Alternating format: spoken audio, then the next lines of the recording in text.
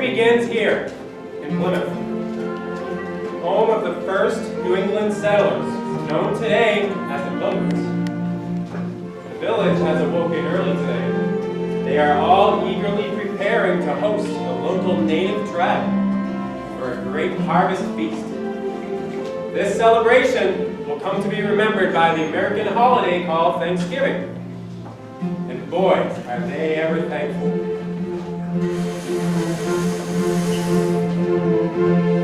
Welcome to Plymouth Colony. We are getting ready for the big feast. Some are cooking, and some are cleaning, and some are harvesting in the fields. This year's crops have been very abundant. Corn, squash, and pumpkins. Not too long ago, we wondered if we get anything to spring up in this untold land. Well, spring up it did, and what a great harvest! The earth may yield its crops, and I see it and taste it. From its good soil it springs, and on a million springs. The wonder of creation is speaking its message to all of those who hear. Their praises fill the air. Praises for the sunrise, praises for the autumn rain, praises for the miracle of life that's spread again. Yet a greater wonder than the harvest is prepared is our life together, the bonds of peace that share.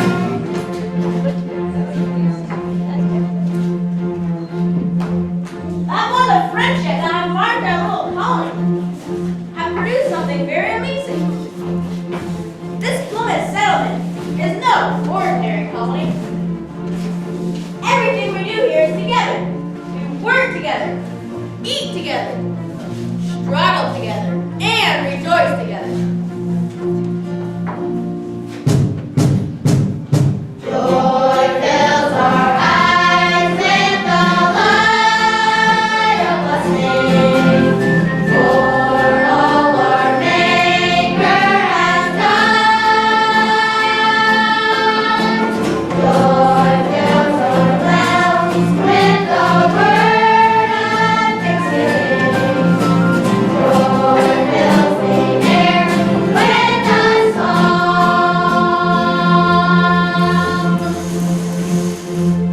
Many hands make light work. How much more we can accomplish when we work together.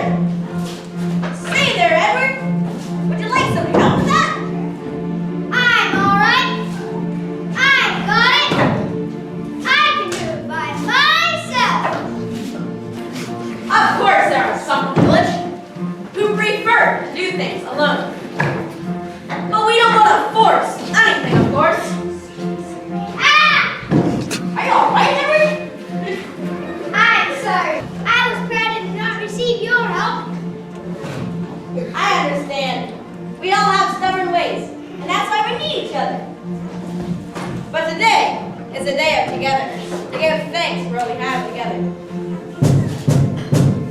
Praises for the sunrise, praises for the autumn rain, praises for the miracle of life that's spread again. Yet a greater wonder than the harvest is prepared is the life together, the bonds of peace that share. Another amazing thing about that bond of peace is our life of sharing. There are no rich or poor in our colony. The produce from our fields is shared.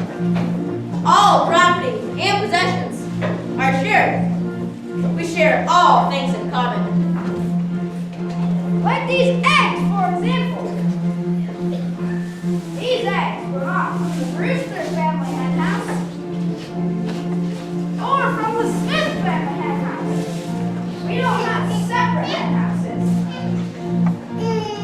These eggs were freshly plucked from a community hen house in Plymouth Colony. Hold on there, Francis. Where are you going with those eggs? Mrs. Mullins has got these eggs saved for the meal ahead. I know you've got a good appetite, Francis. We'll make sure you get enough food. But all of our Indian friends are coming for the big feast. And are we ever thankful for them?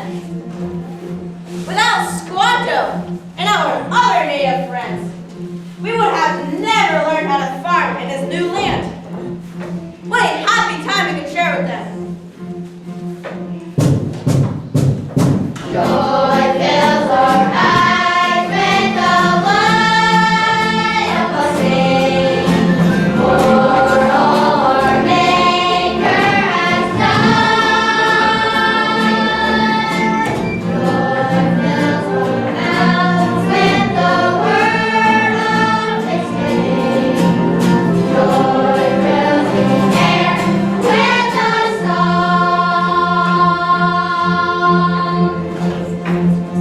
Our bonds of friendship have only been strengthened by our struggles, both overseas and right here in America. More than half of our number have died from hunger and sickness, among other things. William Bradford lost the one dearest to him, his own wife. May I see her again in a better place. But today is a day to cherish the friendships we already have.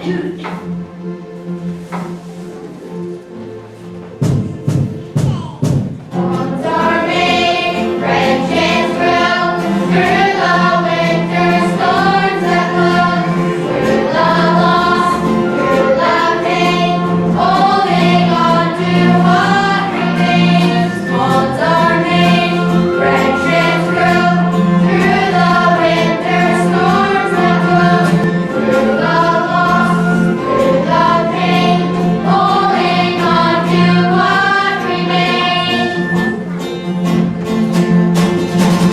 Praises for the sunrise, praises for the autumn rain, praises for the miracle of life has come again. Yeah, the greater wonder than the harvest is prepared is our life together, the bonds of peace I share. Joy fills our eyes with the light of a sing. For all our Maker has done.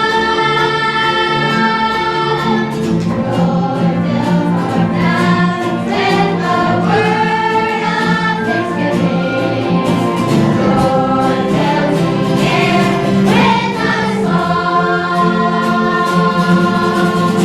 Bonds are made, friendships grow through the winter storms that blow, through the loss, through the pain, holding on to what remains. Bonds are made, friendships grow through the winter storms that blow, through the loss, through the pain, holding on to what remains.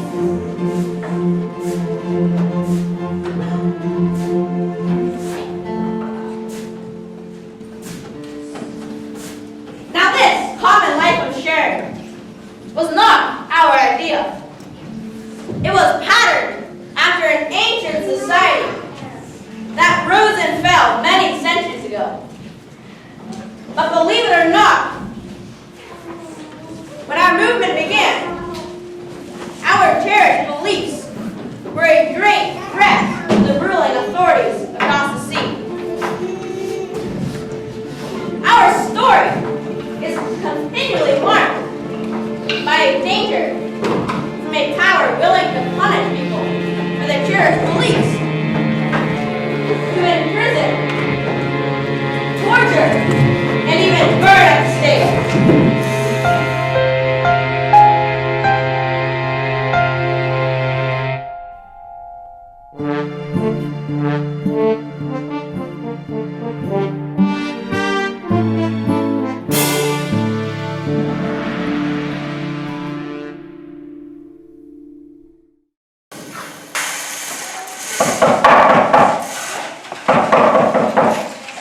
Open up this door in the name of the king!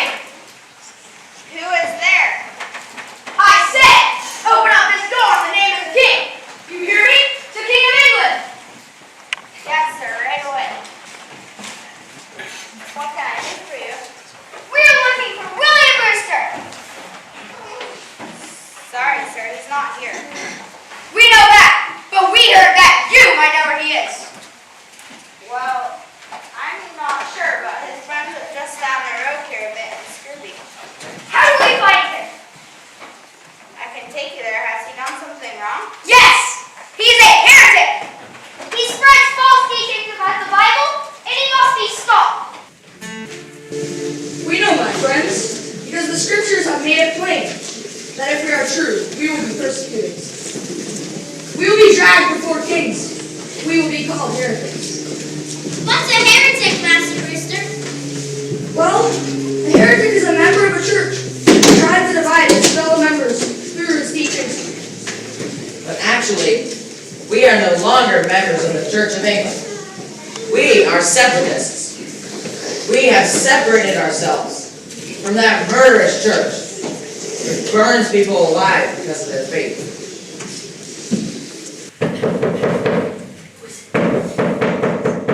I'll get it.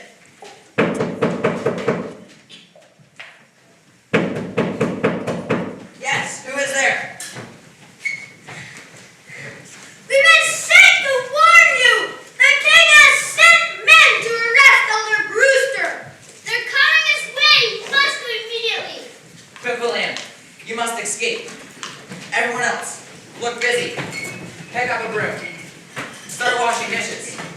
If anyone asks, we do not know where Elder Brewster is. Only that he is abroad. Oh, Master Carver, how long do we keep on living in fear? These hard days when everything you feel and say may come back and cause you grief. These hard days when you could be a criminal just because of your belief. So for now we must continue on the path, standing firm in what we see. For we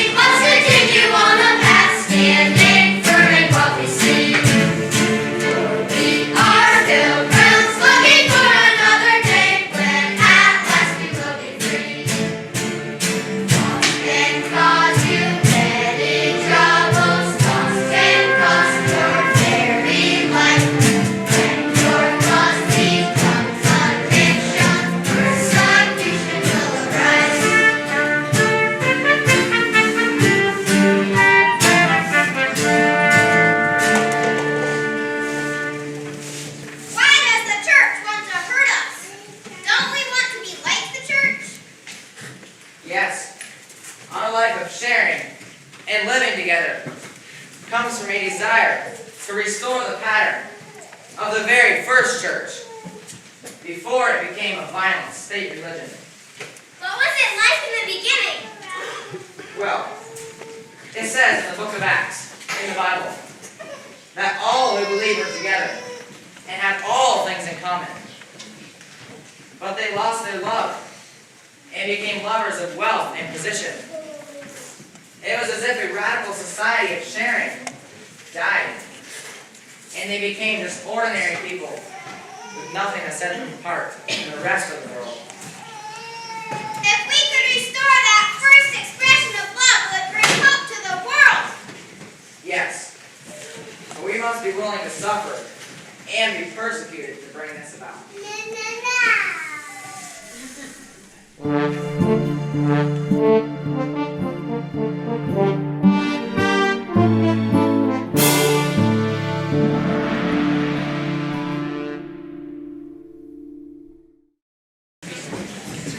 Finally, it became so dangerous for the Pilgrims to live in England that they had to secretly flee the country.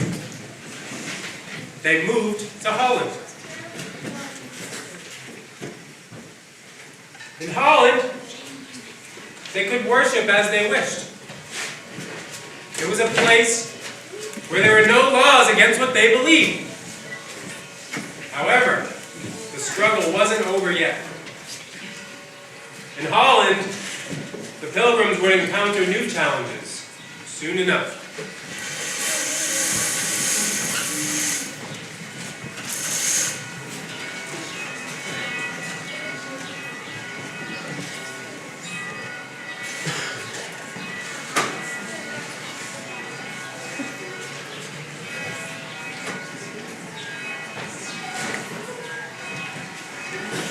Mrs. Winslow! There's a man at the door! Why are you so afraid? Was it a soldier? I answered the door. It was no one to be afraid of, just a man delivering a letter. You have to be so afraid now, my dear. We're not in England anymore. Here we are, free to practice our faith. I'm sorry, I don't want to keep on living in fear. Oh, no!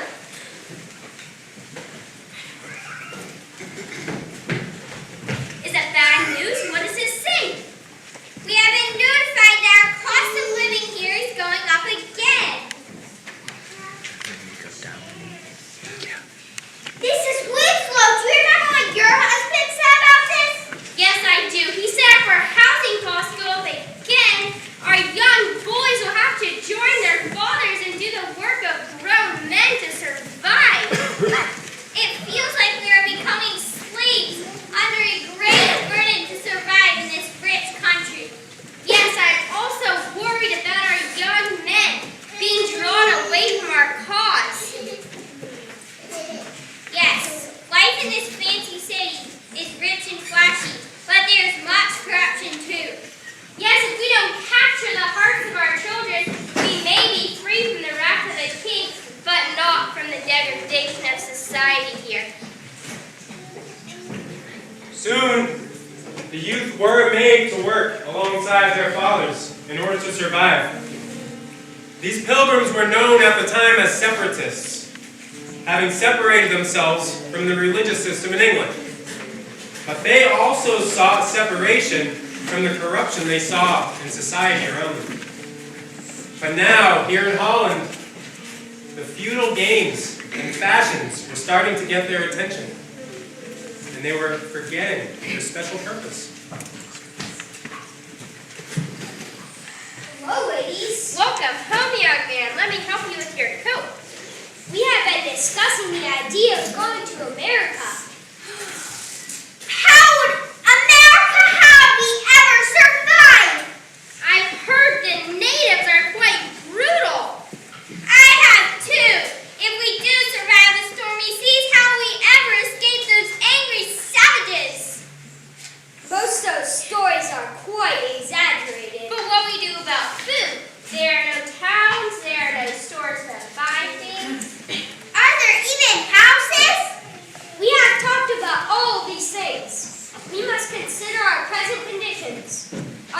have put their backs to the work. Their bodies are breaking down at such a young age. Yes, they are losing vision. Their hearts are wandering away. What good will it do to live in a place where we are free to practice our faith if our children don't have any faith? Their conviction is being lost. Liberty will not preserve us if there's inward slavery. But if our freedom is within, then truly we are free. The sword will not divide our friendships. Chains will never bind our love. For these bonds are greater than the bonds of slavery. There's a battle raging for our lives. There's a struggle for our souls. If our vision does not reach the heart, the younger generation will fall. Liberty will not preserve us if there's inward slavery. But if our freedom is within, then truly we are free. The sword will not divide our friendships. Chains will never bind our love. For these bonds are greater than the bonds of slavery. Kings and rulers shall not make us fear, nor persecution for our cause. We will perish if we compromise, and all of our labors would be lost. Liberty will not preserve us if there's inward slavery. But if our freedom is within, then truly we are free. The sword will not divide our friendships. Chains will never bind our love. For these bonds are greater than the bonds of slavery.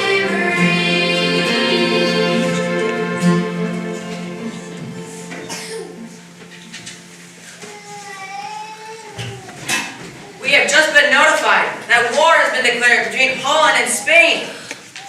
What will that mean for us? If Spain wins the war, they will persecute us far more than England ever did. Our cherished liberty is the only thing that is keeping us here, and even this may be lost. We cannot take our chances. We must go now to America.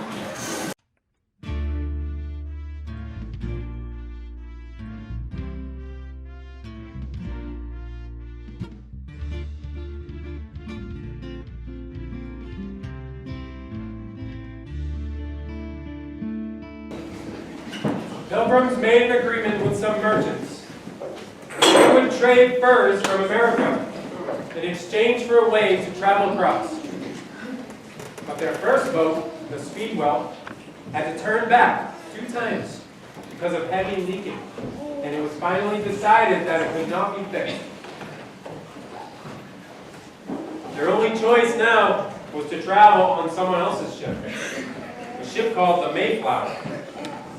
That meant that once they were across the sea, they would not be able to keep the ship there to freely travel back. Finally, one September morning in 1620, they were on their way to America.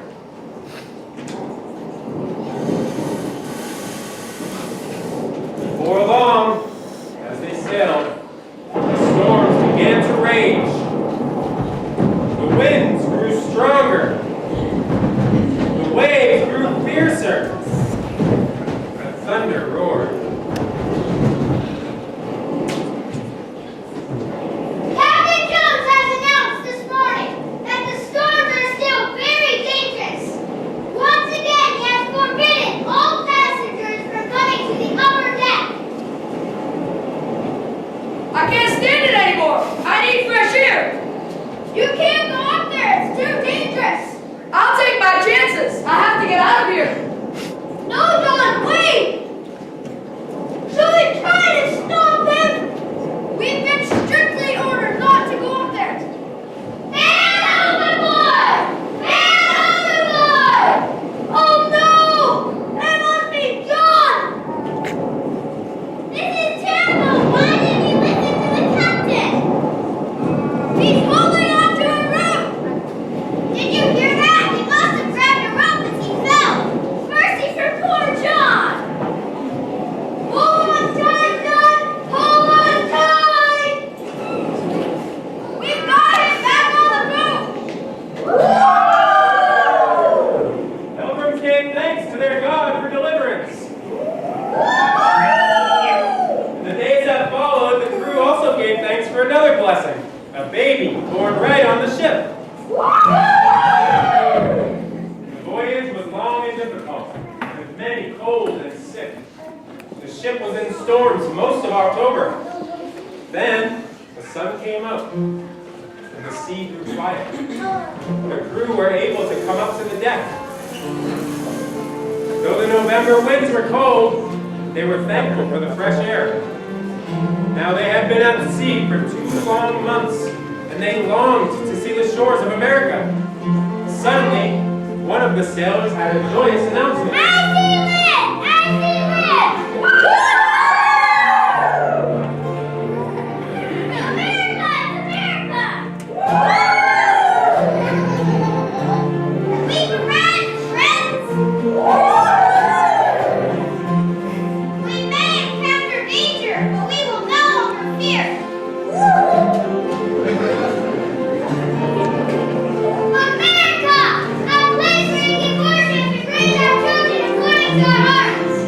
Let's give thanks to our Father for his protection and deliverance.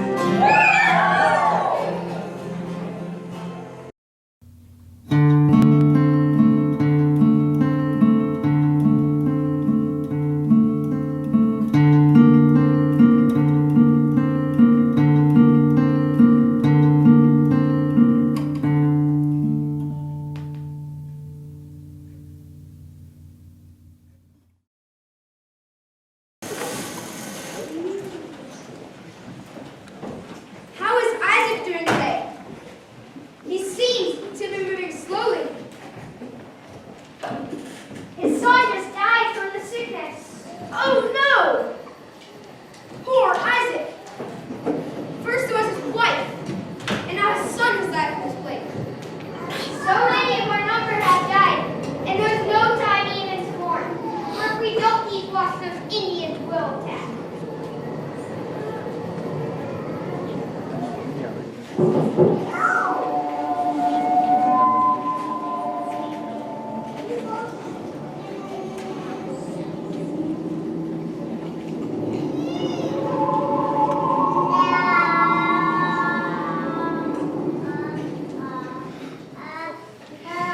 That first attack was scary. Remember those Indians that attacked us on Cape Cod?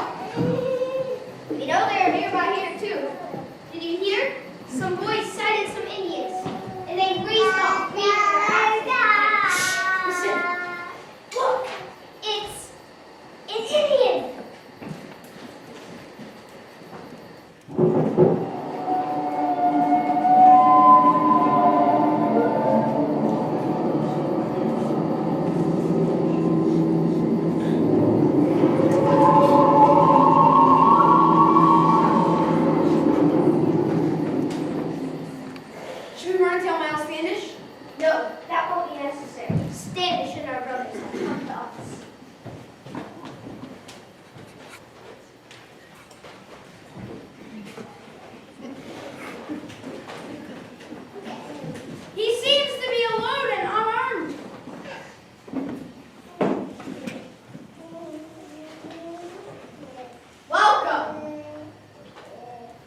speaks English. Welcome. How can we help you? I want to help you. I am all set. An Indian who speaks English and wants to be our friend. Amazing. I learned English from fishermen. You speak well. This land you're standing on was empty when you came, but has not always been empty. And occupied by great Indian tribes. All of them died from sickness. Only one left. He taken as slave, or would have died from sickness also. His name is Quantum. He escaped, but when returned, found family and tribe dead. We're sorry to hear that. But he knows this land and can help you fish and farm here. What a blessing!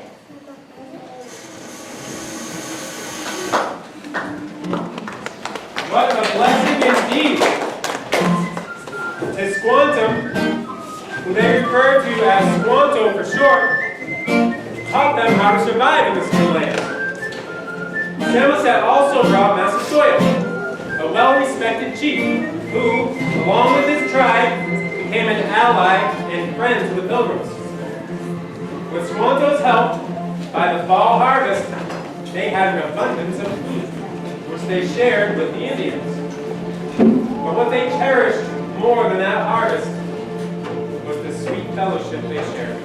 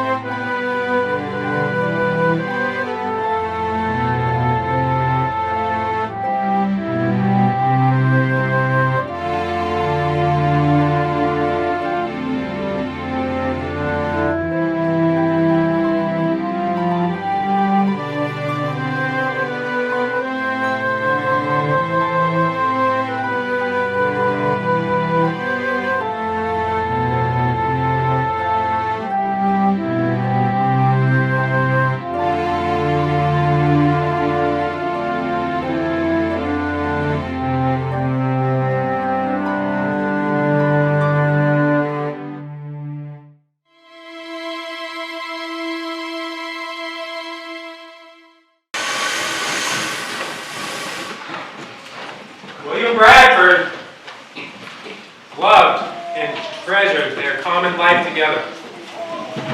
Nothing was more important to him than that common bond that they shared. He wanted to restore the life of the first church, and that's the life they lived. But as time passed, he noticed the vision dwindling in the colony. Some worked harder than others. Some had no vision to work for the common good, but wished only to work for their own families and their own needs. But this would make them just like every other place in the world. It was the togetherness, the life of sharing that was supposed to set them apart as a light to the world. Could that vision be lost?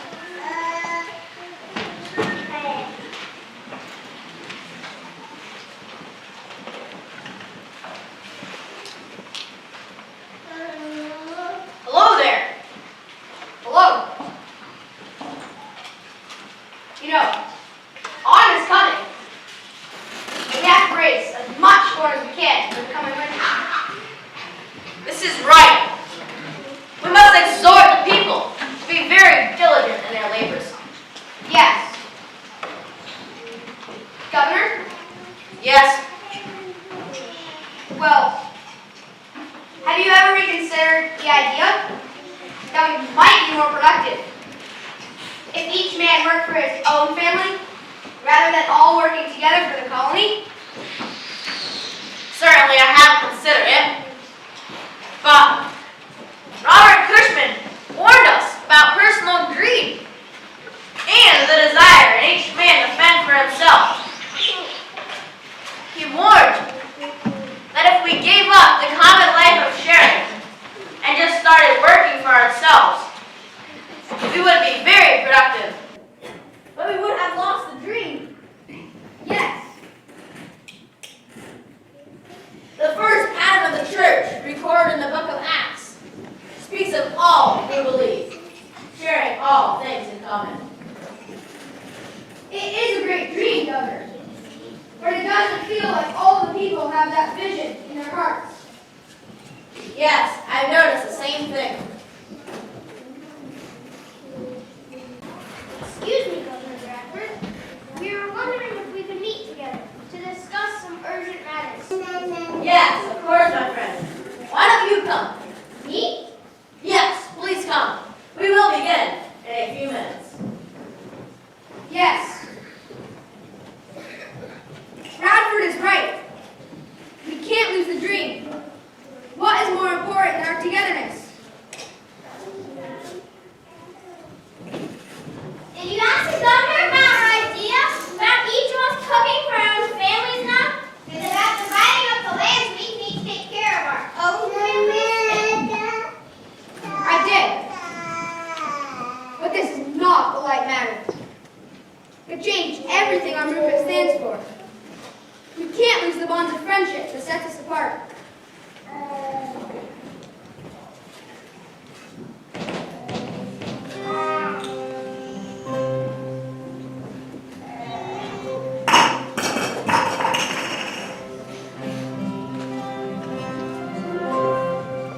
Sacred bond, how precious was your fruit, the life we shared together, the fellowship we knew.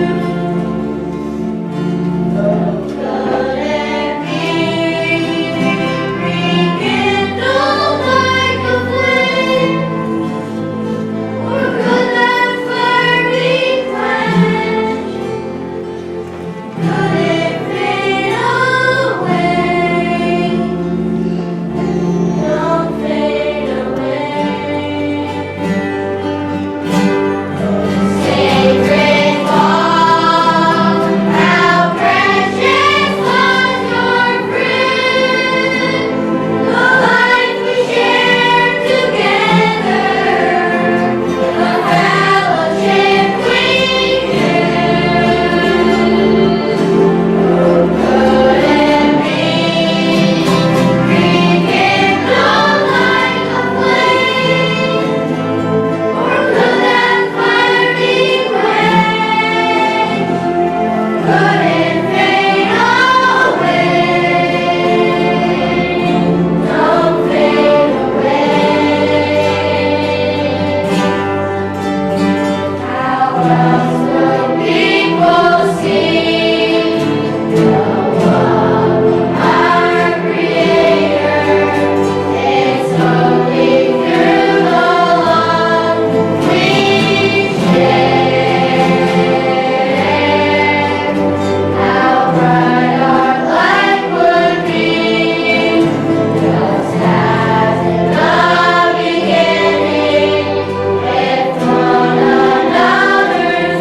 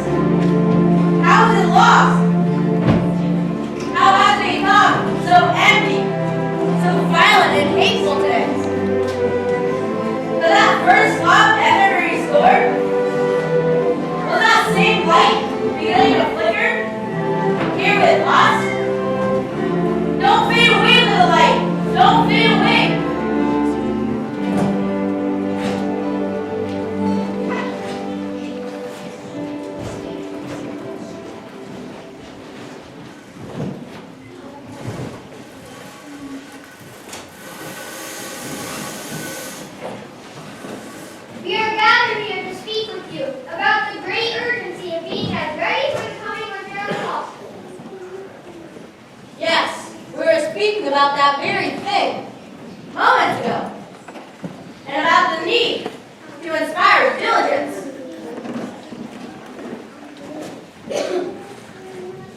Well, we've considered that men and women alike can be both industrious and to their own families, that is in the whole colony. We've heard you speak on this topic many times, but the vision of working together does not produce the diligence we need. We ran through much hunger last winter, and we don't want to repeat that mistake.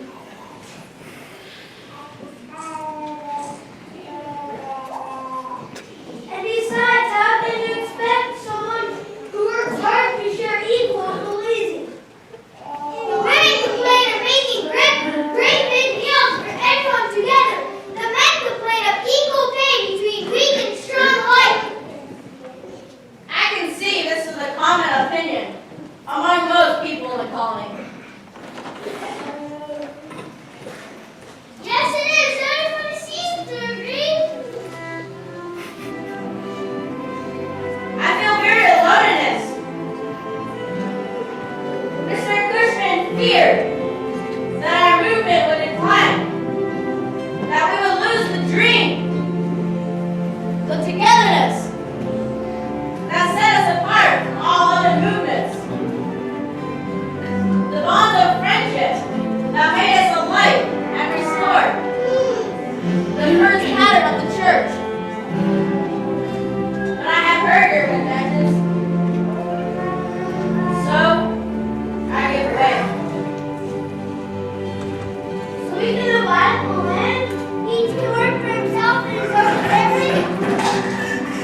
Yes, I will not keep you from this, so I give way. Let's go for everybody. There is much to do.